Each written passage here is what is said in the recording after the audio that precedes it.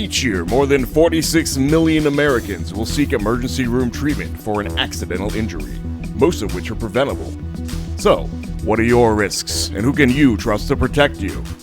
This is Safety Matters with Russ Kenzior. This is America's slip and fall guy, Russ Kenzior. Thanks for listening to the show. I'm joined by my producer, Tony. Hello, everyone. And we should have a pretty good show today. A very good show. We got some locals. Yeah, we do. But as usual, we start out with Safety Matters in the news. In the news, Russ. What's in the news? Well, we found this past week that Ohio Governor Mike DeWine tested positive for the coronavirus, and which kind of short-circuited his meeting with President Trump. Then 19 hours later, he retested and came back with negative results. That's nice. So that may be the fastest recovery of a coronavirus. On record. Yeah. But it says here, and I'm reading from Fox News, Ohio Governor Mike DeWine tested negative for COVID-19 on Thursday, hours after testing positive before he was set to greet President Trump at the Cleveland airport. And this is according to the statement from the governor's office. It goes on to say that instead of meeting with Trump, DeWine returned to Columbus and was ultimately tested for coronavirus a second time. The second test was a PCR test administered that afternoon, which his office said was extremely sensitive as well as specific for the virus. Governor DeWine's wife, Fran DeWine, said that staffers had also tested negative. So there's a test and retest.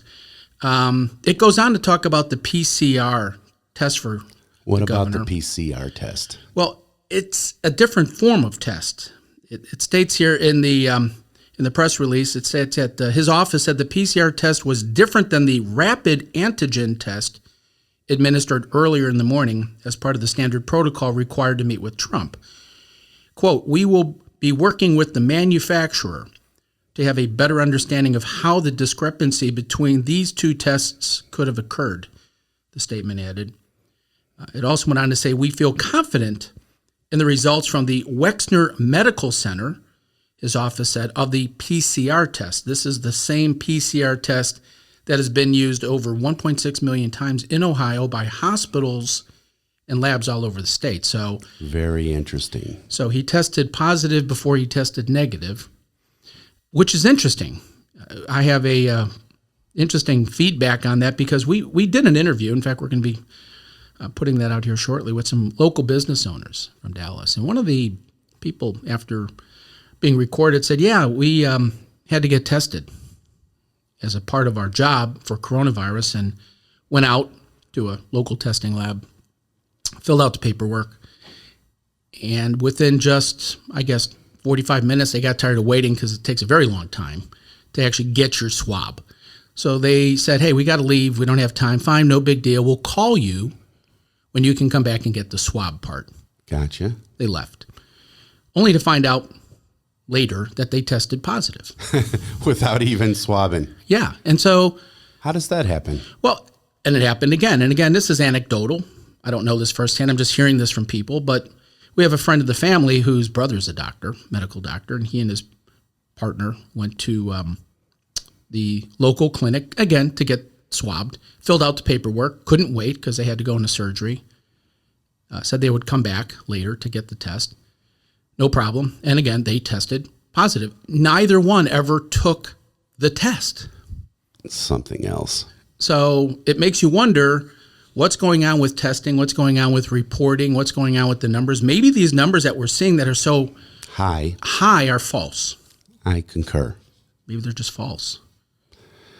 You know, I'm almost to the thought that that you could probably divide the number of cases that are positive, I'd say by 3.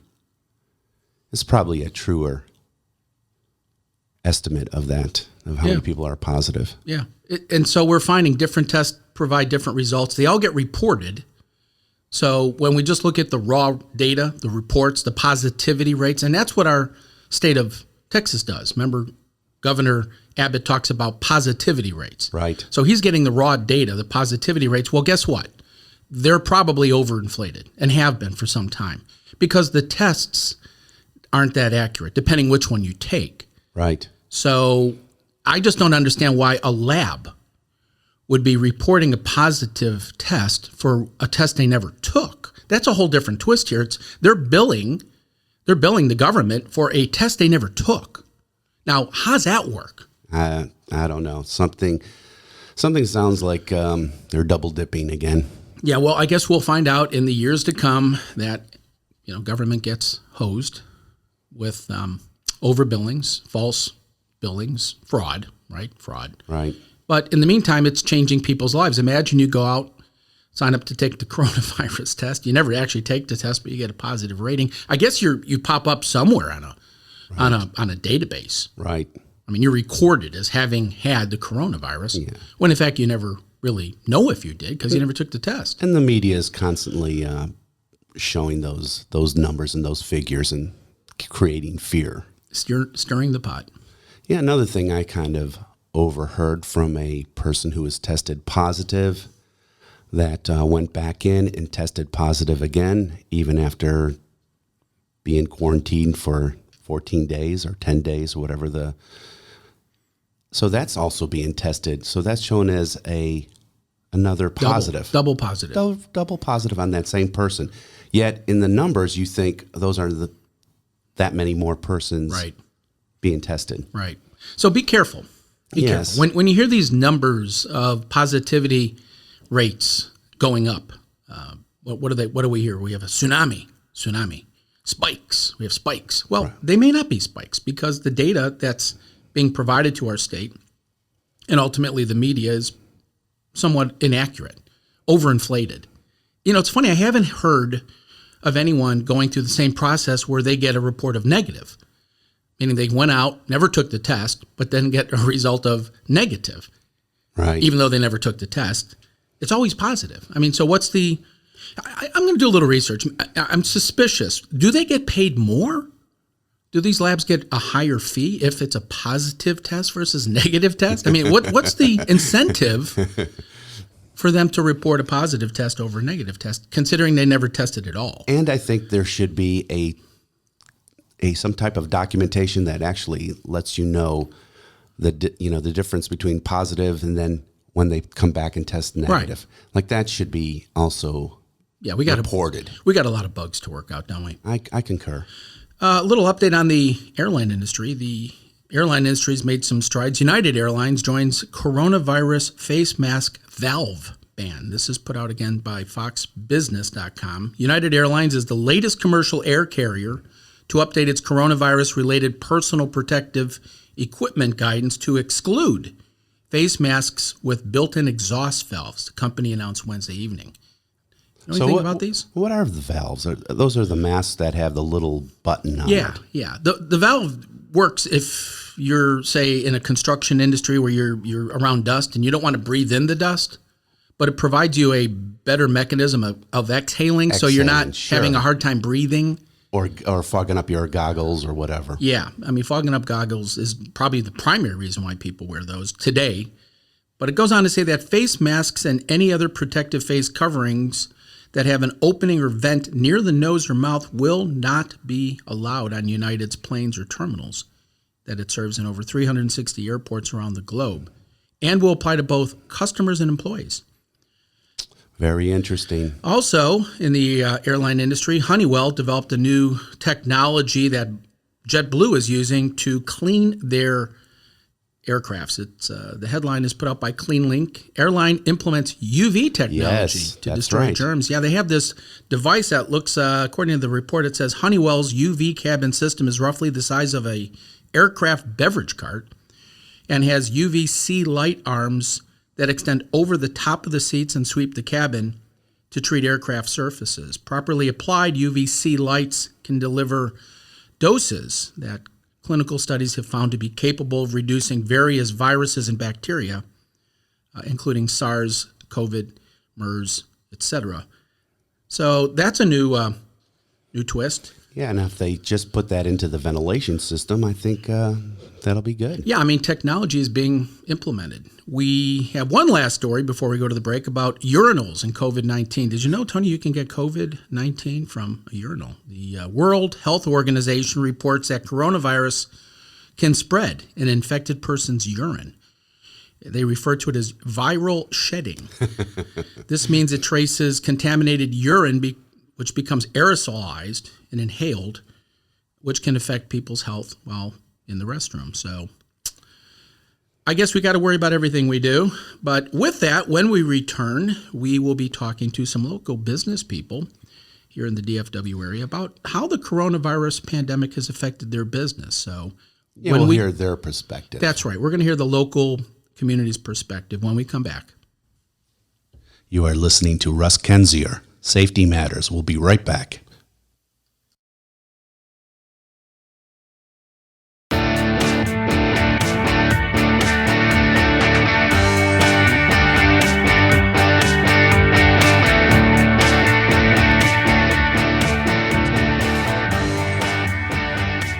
We are joined again today with two local business people, Gabby and Peter, who are going to share with us their experiences as it relates to the coronavirus and its effect on their business. Both of you are in different types of business. Gabby, you're in the cooking business. Is that fair to say? Correct. And Peter, you're in the livery business. Yes. Tell us about the livery business, your company, and what's actually going on now that we live in the age of the coronavirus. Well, our company is Aircar. We've been in business since 1984. We're a corporate chauffeured transportation service. We have a wide range of clients. A lot of what we do is taking people to and from the airports, and we also do nationwide transportation for a radio network and a NBC Sports network. And we have teams that travel, and we take care of all the talent and make sure they get to and from their appointments and interviews properly and on time and in a safe manner. Well, not a lot of sports going on these days. Not at all. So how's that? Obviously, that's affected you. Yeah, we lost in one day over $1 million in bookings that were on the board. Anywhere from the Final Four. I was at a golf event in Florida when this all fell through, and like I said, in one day everything was gone. Wow. How do you prepare for that? Didn't. You of course, as a businessman, you try to prepare for uncertainty and changes in the economy, but this wasn't a change. This was a shutdown. Yeah. And it's really hard to prepare for that. We're going to talk a little bit about that in a minute, but Gabby, tell us about yourself, your business, and how you've been affected by the shutdown. First of all, thank you for having me. My name is Gabby, and I am a private chef. My company name is Passion Catering, and I create meal plans for people to take to work, for their everyday life, for their family. And this affected me very big because I just started this 2 years ago, and it's kept me home with my family and not having to go look for a job or anything. But people weren't going to work. So when everything shut down, I was freaking out. I didn't know who was going to order from me, who was going to trust me to cook for them. So basically, I reached out, and I'm the type of person that needs to keep moving. You have to be able to think on your feet, especially when you have a family and you have to put food on the table. And so I decided to do some Uber Eats, which became pretty big. And I also did Uber. But as a chef, I knew that I needed to reinvent myself. And with people at home, I decided to start doing family meals. Everybody was home. Everybody needs to eat.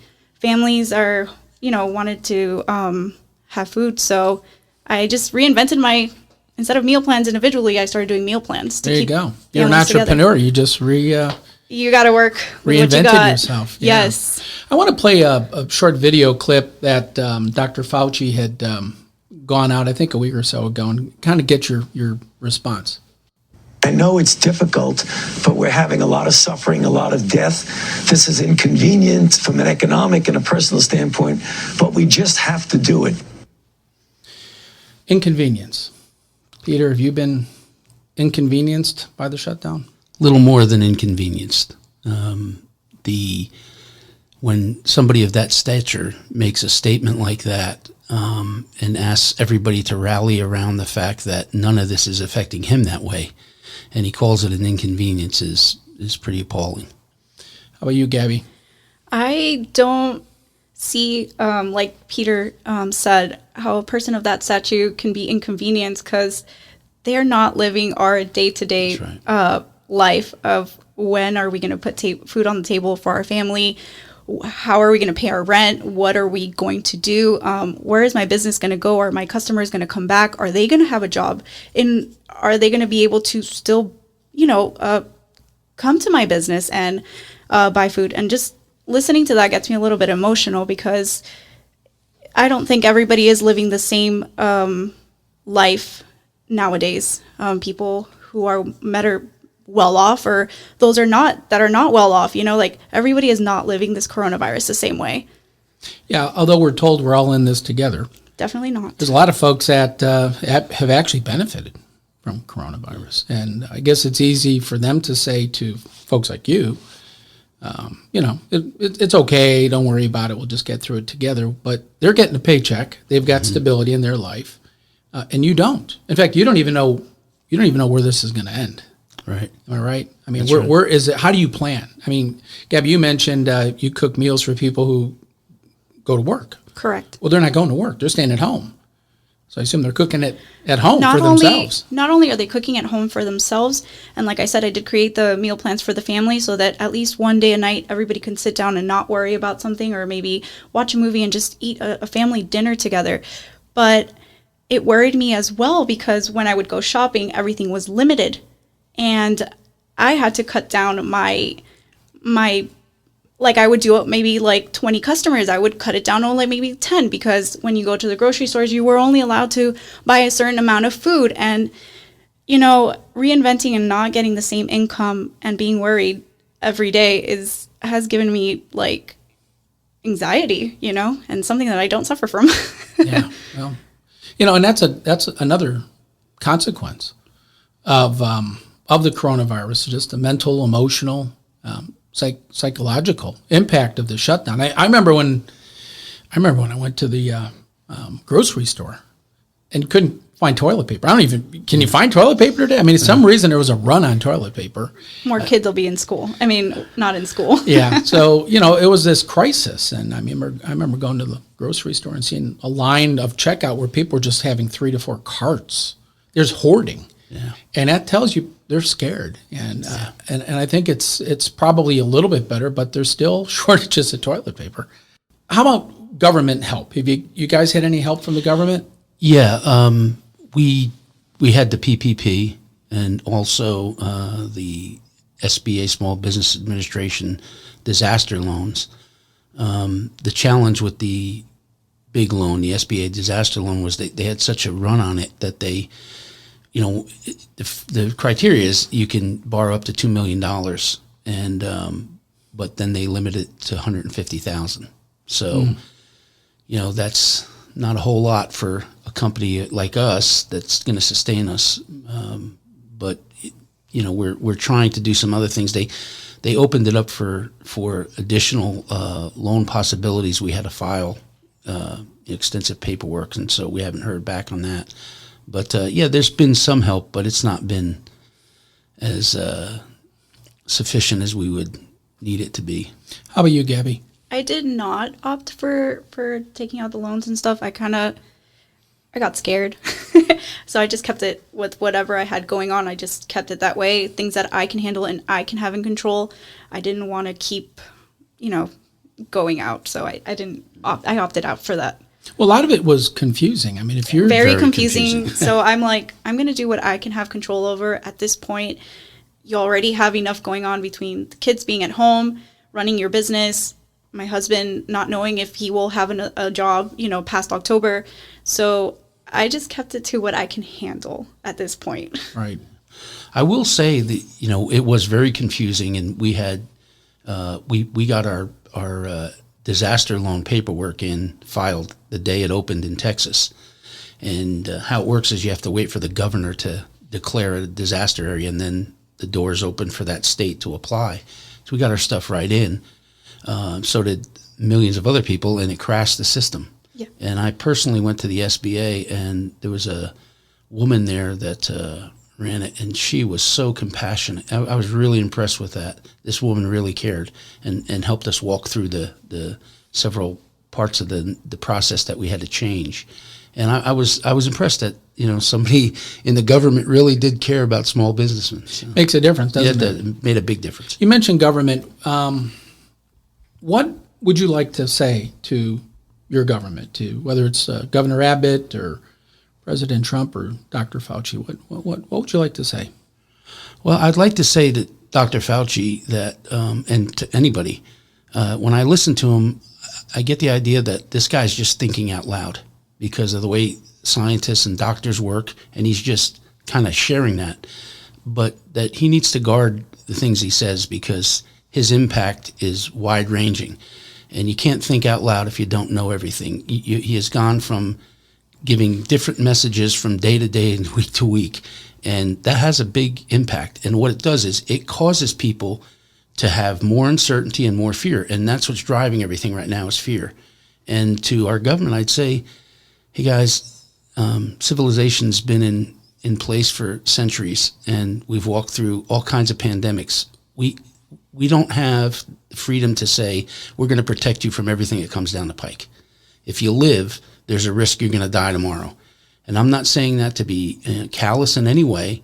We had a relative that did pass away in the Northeast in one of the nursing homes. So we've experienced it. But we can't live this way. We can't live in fear. You guys have got to stop trying to protect everything and everybody. It's not possible. Sorry. That's just reality. And you got to let people make the choice to live the life, that they're going to live. And if you want to take chances, you take chances. But to do what you're doing now is it's destroying us from inside, and it's all based on fear. Yeah, I was talking about this morning with another person. It seems like our media does a very good job of stirring the pot when we really need to be settled. We need leadership to just take control and settle the water, so to speak, and let the American people really recover. Gabby, last question of the day. What message do you have to your elected officials? So the way I feel is kind of like what Peter said. I'm going to feed off of you. The way that they're just speaking out loud, what they don't realize is that everybody takes information differently. The media does stir the pot, and it is all about how you take it. And I believe that they should talk more as togetherness. I wish this country would come more together. There has been so much hate going on, whether with protests, with the COVID, just so much negativity that at one point I actually was thankful for this because we've been able to spend more time as a family. We've definitely seen the true colors of some people. The kindness of other people have really come through, the way that we've come together, helping each other. Hey, do you need anything? Or just being able to be more together. And I feel like the government tries to drive us apart, but you know what? If you shut off the TVs, don't shut off this program, but if you shut off the negativity and you really focus on the people that are around you and just focus on your community, I think we can come out winning from this. Well said. And appreciate both of you coming in, sharing your stories. Wish you the best. I know we will get through it, although many people think it's the end of times. It's not. We will get through it, and put it in perspective. Yeah. Put it in perspective. agree. We've had a lot of harder things that this country has endured. Civilization, as you said, Peter, has had to endure. We've been on the same path, and we're so used to people just giving and like, oh, tomorrow we know what to expect. You know what? Maybe this is the time where we need to wake up and reinvent ourselves and come out better and stronger. There you go. I agree. Good advice. Well, thank you both. Thank you for having us. Thank you for having us.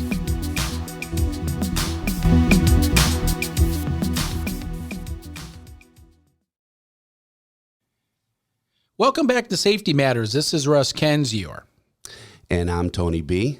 Last week, we talked about bringing in some local business people to talk about the coronavirus and the impact it's had on their business, which I guess kind of goes back to February, March of this year.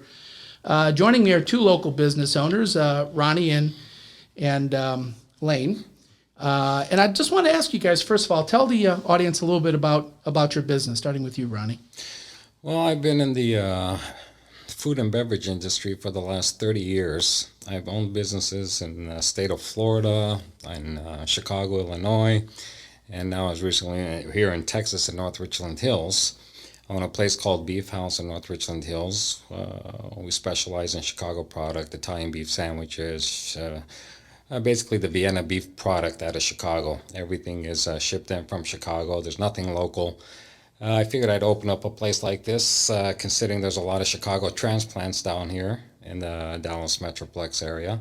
So I figured I'd bring a little taste of Chicago to Dallas. And I've been here for the past 3 years now, and everything was going good until, of course, this COVID-19 hit. Yeah.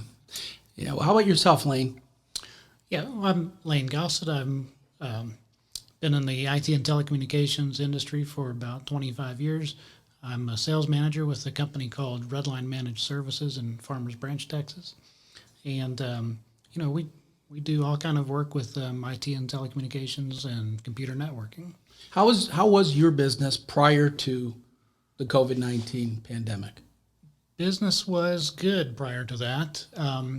We do some work with oil and gas energy companies. So things were a little bit off because prices were trading very low. But you add on top of that COVID-19, and it's had quite a bit of an impact on us. On you or just everyone in your industry? I would say on our industry. Yeah. Companies, of course, have become very hesitant. They are constantly assessing how to redeploy their workforce. It's got us all kind of in a reactive mode. Kind of hard to plan, isn't it? Sure. Ronnie, how about you? How was your business prior to the COVID-19 pandemic? Our business was really booming prior to COVID-19. We had a lot of people, who, like I said, Chicago transplants coming in. They were very excited that we were there, and it was going great. I had been open I opened pre-Thanksgiving of 2019, so about three and a half months before the COVID-19 hit us. But starting in early March, everything just went downhill, to be honest with you. Hasn't been the same. As far as us feeling a recovery coming on, it's really not.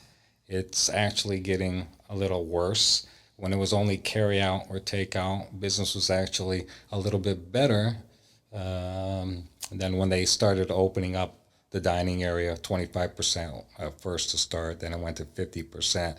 Business actually went down. How can I explain that? I don't have an answer for that, but that's what happened to us. So You don't have a drive-through? we do not have a drive-through. Has that affected you? Yes, because, I look around the restaurants that are around the area.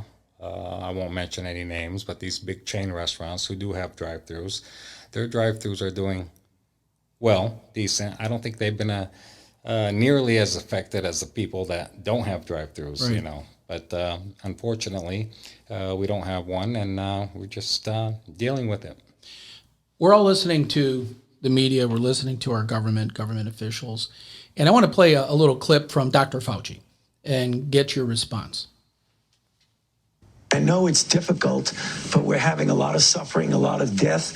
This is inconvenient from an economic and a personal standpoint, but we just have to do it. Inconvenient. Is this inconvenient for you, Ronnie? It is very inconvenient. I mean, I understand, what's going on. We have to be careful, we have to take precautions and all that.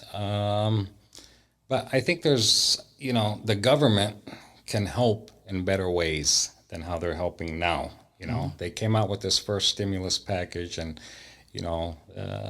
they figure this $1,200, this measly $1,200 is going to help everybody and, cure the whole thing.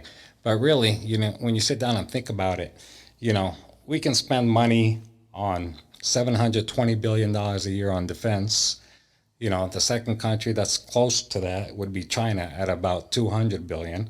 Can you imagine what that money can do right now? Why do we need to spend so much money, you know, why can't we give it back to the people, you know? And we have these people in Congress making all these decisions for us, saying, well, you know, we want to see how it goes and this and that. But, you know, they really need to step up. They need to do something serious. And they have to realize it's not their money, it's the taxpayers' money, not Congress's money. Yeah, and again, I'm not playing, too hard or too much on to Dr. Fauci's comments, but I would think that as small business owners, what you're going through is more than just a, discomforting, kind of what, to me, waiting in line at Starbucks to get a cup of coffee is an inconvenience. Not having to worry, am I going to be able to keep my business open tomorrow, next week, or how do I plan? How do I budget for next year? How about you, Lane? Yeah, well, certainly an inconvenience would be something that has an end in sight, but I think as we're seeing in the headlines and in the news, this is expected to play out for a while. And yes, that's certainly quite an inconvenience, if you want to put it in that term. Yeah, well, that's an understatement, is my point. I mean, here we are in August. And Ronnie, you mentioned government assistance. Have you tell us about what you've done to try to get some help? Well, we've applied for just about everything that's come out. The only thing we're able to get is a PPP loan. You know, we're a small business, so we don't get a lot. So it was it wasn't much. It helped, but it can only help for so long.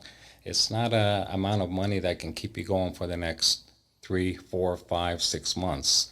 You know, it was a 2-month loan. It basically took me for 2 months, and that basically goes towards, as you know, you have to spend that money on rent, and you have to spend that money on employees and all that. But at the same time, you're not making any money. So basically this money, this PPP that they give everybody, is basically just to pay your employees and to pay your landlord. It really doesn't do anything for the owner, you know. Right. So it helped a little bit, but not much. What would you need? What do you think most small business owners that are in your position really need to get through this? Well, we would need something that would take us through at least 12 months, because I don't think we're going to get over this COVID anytime soon. The way things are going now, some people are estimating by the end of the year. Some people are saying by next summer. Some people are saying it's going to take us 2, 3, 4 years. So, we need something that will sustain us for at least a 12-month period. But nobody in Congress, has even discussed anything to take us that far yet. How about the state? Any help from the state? Well, I'm glad you mentioned that the Tarrant County, which my business is located in, they got $30 million grant from, I guess, the federal government, and they were supposed to give this to small businesses. And the deadline to apply was July 1st, and disbursement of those funds was supposed to come out. They were supposed to disperse it in mid-July. Today it's August 4th. Haven't heard anything back from them. They haven't dispersed anything, and they haven't let anybody know when they're going to do it. So it's really frustrating, to be quite honest. Yeah. I don't know what to say about that. How about you, Lane? Tell us about the financial impact, and has your company sought any help from the government, state or federal? I believe we had. I'm not privy to all those details, but I think as far as what would help us is just, I think, a general ability to have meetings again. So much of what we do is relationship based.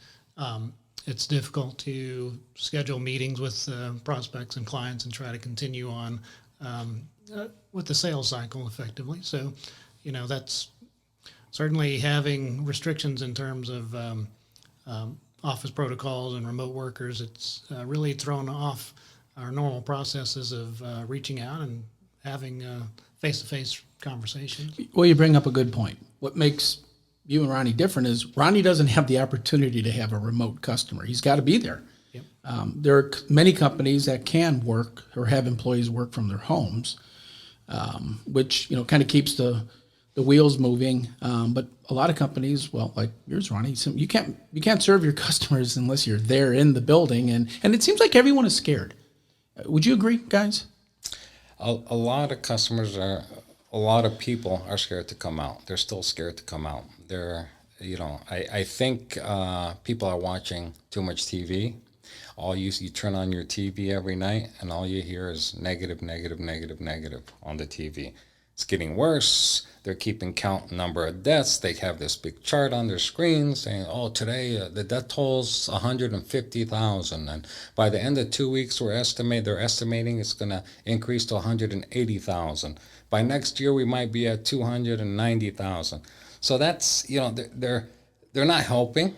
I think they're putting fear into the general population. They're saying, stay home, okay? And, of course, wear your masks when you go out, do this, do that, but try to stay away, for the most part, from everything, really. And it's not helping small business, and, small business accounts for 50% of, the U.S. economy. Without small business, everything's going to go down the drain.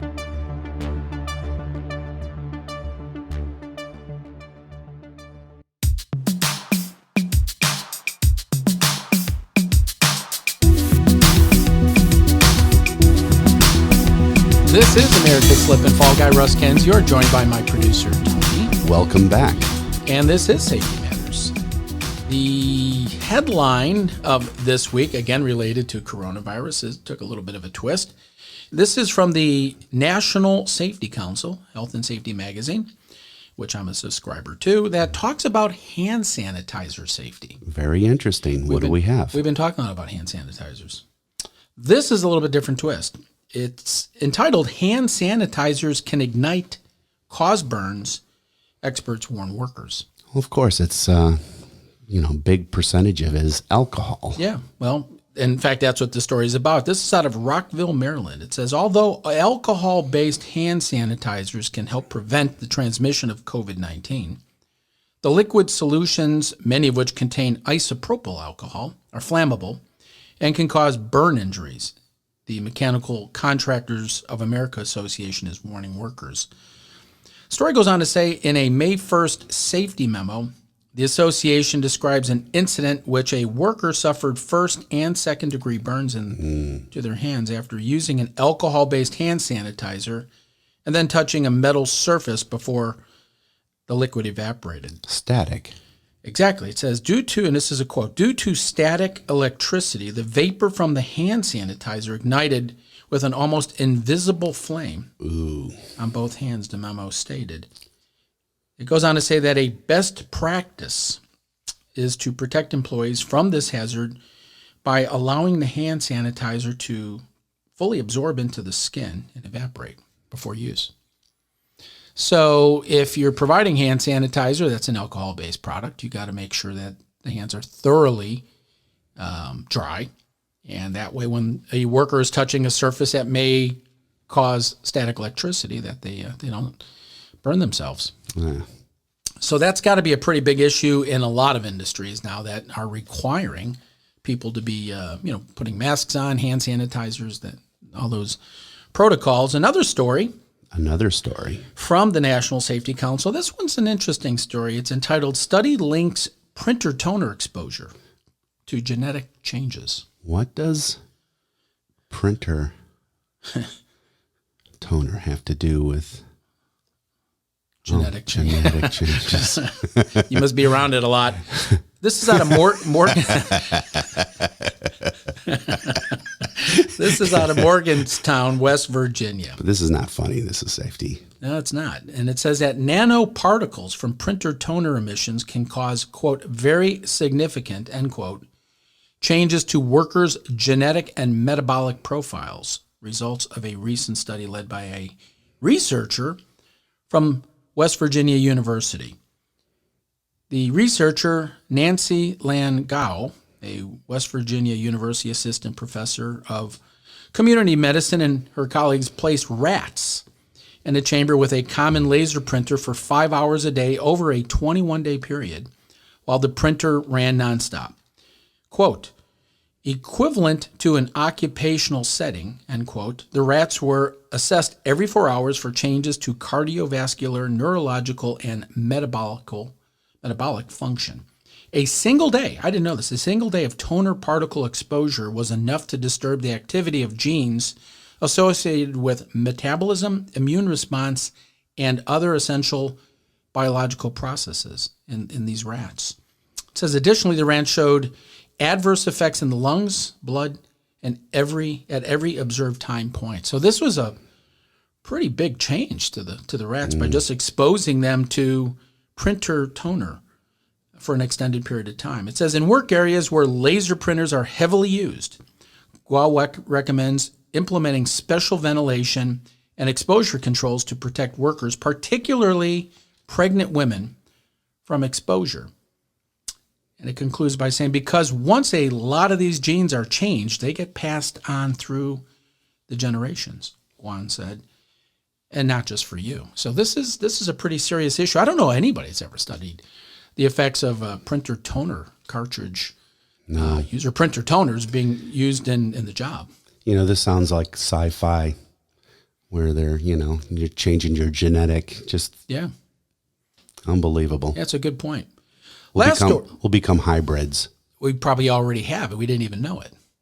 I mean, this is not new. I mean, printers have been around a long time. Laser printers, that sort of thing. But I want to wrap it up with a final story entitled, and I thought of you, Tony, Does Job Stress Lead to Early Death? Yes, this job does stress me out. This is out of Bloomington, Indiana. And it goes on to say, little job autonomy and low cognitive ability combined with stressors related to workload and demands can lead to depression and early death, results of a recent study show.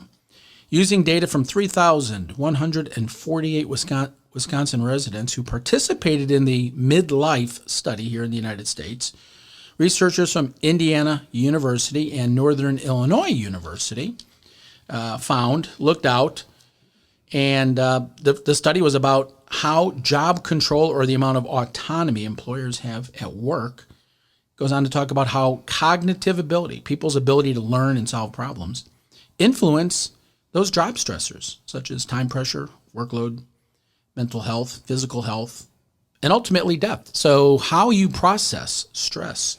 Hey, Russ, this radio show's killing me.